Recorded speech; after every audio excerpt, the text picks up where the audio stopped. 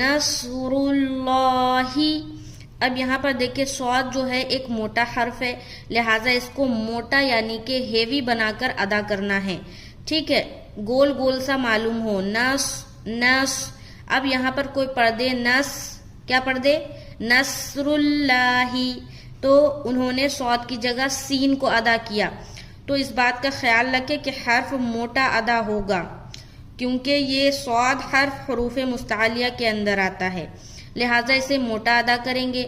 اور را بھی موٹا ہوگا کیونکہ را کے اوپر پیش ہے. اگر زبر ہوتا تب بھی موٹا ادا کرتے، لیکن اگر را کے نیچے زیر ہوتا تو ہم اسے باریک رکھتے. آگے آ رہا ہے لفظ اللہ.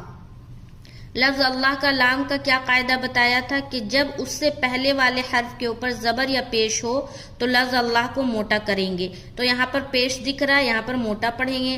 نصر اللہ.